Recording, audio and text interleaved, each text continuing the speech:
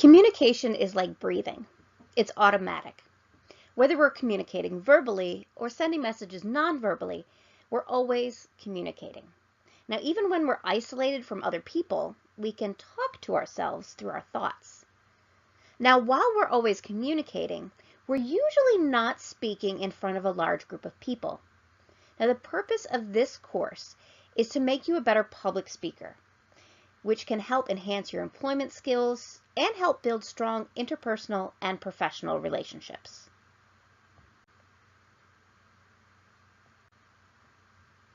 There are three main categories or goals of public speaking: to inform, to persuade, and to entertain.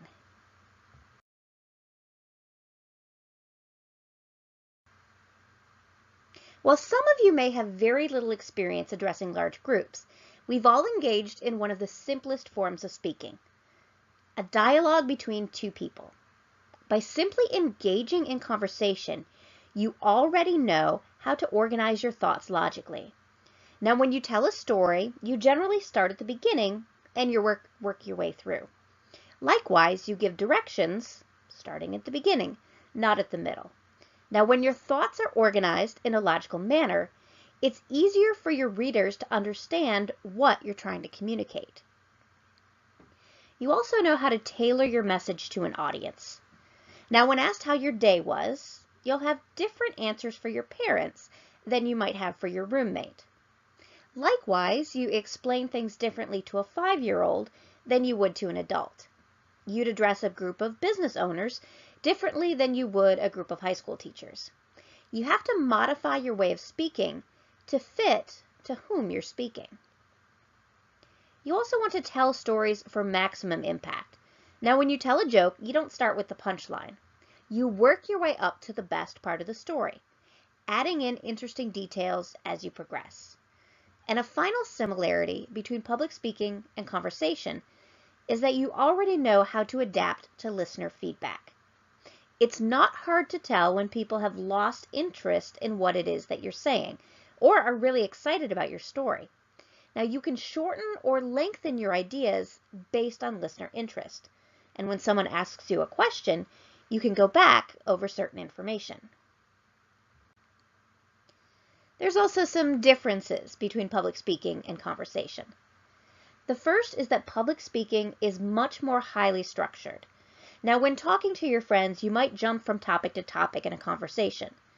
When you're delivering a speech, however, you have a clear purpose and a central idea or thesis statement, and your thoughts are logically organized.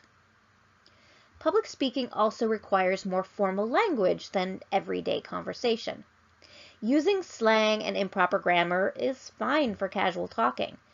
Now, if you're to be taken seriously as a public speaker, however, you must deliver your message in the most professional way possible, and that includes using formal language in your presentation. Public speaking also requires a different method of delivery than conversation. Now, you may sit down or slouch or even lie on the floor when you talk to your friends. Now, if you're driving or doing chores, you might not even be looking at your listeners when you're talking. Public speaking, however, requires you to give your audience your full attention. You make eye contact with your audience, use hand gestures to emphasize words and ideas, and be sure to stand up straight. You may also use presentational aids to better illustrate your main points. There's also some key differences between giving a speech and writing a paper. Now, the language you speak is generally less formal than the language you use when you write. While you're still using more formal language in a speech than you would in casual conversation, you do not speak the same way that you write. When giving a speech, you're more likely to use shorter words, shorter sentences, and more first and second person pronouns. Now, a much bigger difference is the way you cite sources. Now, when writing a paper, you rely on a works cited page to document your sources. When giving a speech, however, you must cite your sources orally within the context of the speech, such as, according to the biography, What Jackie Taught Us. Lessons from the Remarkable Life of Jacqueline Kennedy Onassis. the former First Lady, etc. Speaking is also much more redundant than writing. Now, what might seem like unnecessary repetition in a paper is essential to delivering a good speech. A person listening to your speech, remember, can't go back and reread something that they didn't understand. Now, listeners also cannot rely on paragraphing to signify a new idea. All of this must be done orally. Now, a good speaker will repeat ideas that are important and provide important organizational cues, such as transitions, previews, and summaries. There are 7 elements of the communication process. The first is the speaker, sometimes called the sender. Now, this is the individual who sends the message, the originator of the communication. Now, speakers need both technical skills and enthusiasm to help get their message across. Speaking of message, that's the second part in the speech communication process. This is what is communicated, written, spoken, or unspoken elements of communication, to which we assign meaning. Now, there may be a difference between your intended message and what was actually communicated. Next is the channel. This is the means by which a message is communicated, the pathway through which the communication travels. This can be the medium used to communicate the message. So right now, it's a video. If we were face-to-face, it would be face-to-face. It could be a text message, an email, a smoke signal. All of these are the channels through which something is communicated, such as radio, telephone, TV, internet, etc. Now, with direct communication, we also have channels for each of our senses. The visual channel is what you see. The auditory channel is what you hear. Your olfactory channel, well, that's what you smell. And the tactile channel, which is your touch. Next is the listener, also called the receiver. This is the individual who receives the message. Now, each receiver filters the message through their individual frame of reference, your past experiences, your attitudes, beliefs, values, prejudices, and biases. Now, messages must be audience-centered and adapted to who is receiving the message. Feedback is the verbal and nonverbal response of the receiver to the sender's message. Now, feedback helps make communication more effective. Then you have interference, sometimes called noise. This is anything that interferes with the communication process. Now, noise keeps a message from being understood and achieving the intended effect. This can be physical noise or psychological or physiological noise. A great example that I want to share with you is a joke from the comedian Trevor Noah that you might know from The Daily Show. Well, he's South African, and he was in the United States one time at a taco truck, and he was enjoying his delicious tacos, and the vendor was like, "You might need a napkin. These are really messy. You'll want to make sure that you have a napkin." Well, Trevor was pretty sure that he wouldn't need a napkin, and if he did, then there must be something terribly wrong with the tacos, because in South Africa, a napkin is what you call a diaper, where in America, a napkin is a lot different. That's one example of noise, something that interfered with Trevor Noah's ability to communicate effectively with the taco truck vendor, because a word had different meanings. And finally, you have situation, or the context.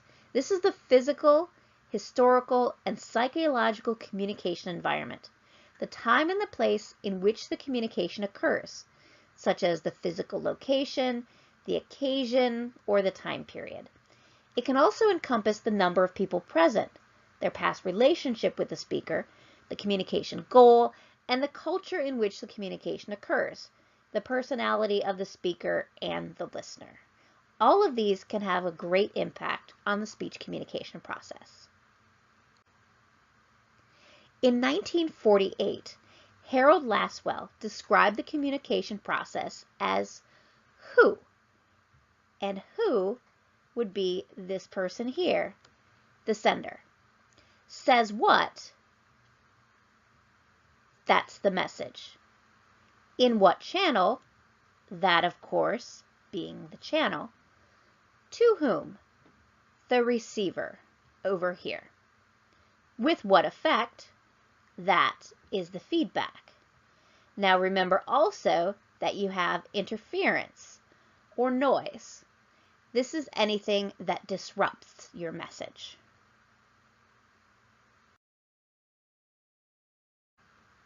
The United States has always been a diverse society. From the Native Americans living in the United States when the Pilgrims first arrived from Europe, to the exportation of Africans to the country, to the present-day immigrations of those from Asia and Central and South America. There's an abundance of culture in this country. The United States has been labeled the first universal nation, making it a multicultural society of unmatched diversity. In order to be an ethical and effective public speaker in a multicultural world, you must avoid ethnocentrism in your speeches. Now, ethnocentrism is defined as the belief that one's own group or culture is superior to all other groups or cultures. As a result, the values, beliefs, and customs of other nations or groups are viewed as wrong, when really they're just different. Avoiding ethnocentrism does not mean that you must always agree with the practices of other cultures or groups, but you must always show respect. The same goes when listening to speeches. Do not dismiss someone's speech based on how you see the speaker, their appearance, or manner of delivery. Listen to what they have to say. Don't just dismiss something as being weird or wrong just because that's not how you would do it. Studies have shown that many Americans consider public speaking a fate worse than death. Speaking in front of a group of people consistently ranks at the top of our greatest fears. So why are people so afraid of public speaking?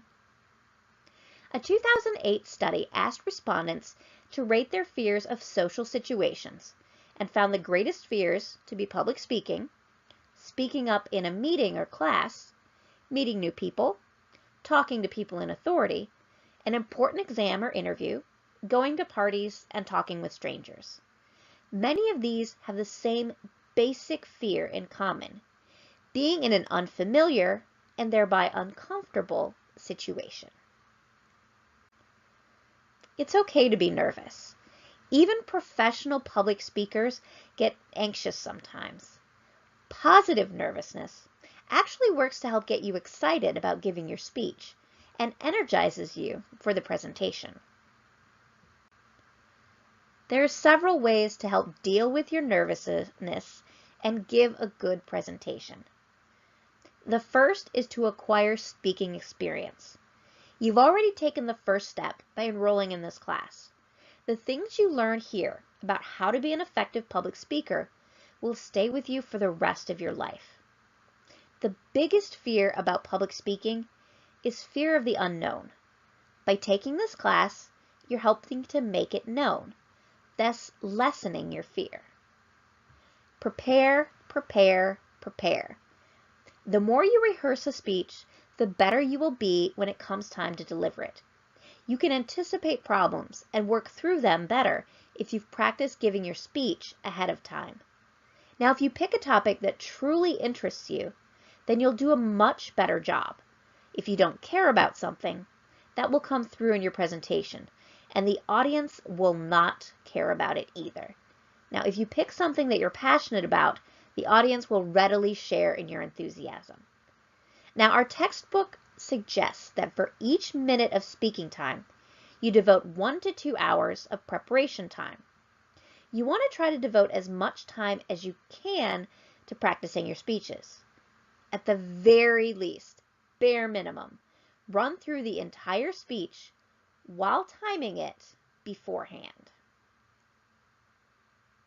You also want to think positively.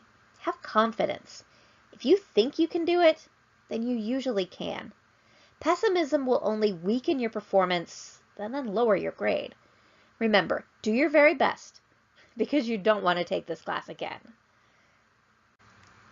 Another thing that's important to remember is that your nervousness is probably not visible. Even if you are straight up terrified of giving a speech, it's not always visible to others. Most of your nervousness is bundled up on the inside and not visible from the outside. Do your best to act cool and confident, and no one will ever know how nervous you really are. It's also important to not expect perfection. It's okay to make mistakes. Everybody does. Just keep going and do your best for the rest of the speech. People will only know that you screwed up if you let them know. It's also important to remember this is not a competition. You're not going to be judged on how you do in relation to the other students. Now, some students will be natural public speakers, or maybe they've already had lots of experience. I'll be looking at what you do and how well you improve from assignment to assignment. Remember to focus on your audience. Your specific purpose is always to inform, to persuade, or to entertain your audience. The key point of public speaking is public. There's no real reason to give a speech if no one will ever see it. You're talking to your audience, everyone, not just your instructor. Remember to make eye contact. If you take the time to look your audience members in the eye, it will help you relax. They're listening and want you to do a good job. You're here for them. And finally, remember to breathe. Nervous people take short, shallow breaths, which only reinforces their anxiety. Take a few slow, deep breaths before you speak. It'll help you relax. Take some in the middle of your speech if you really need to.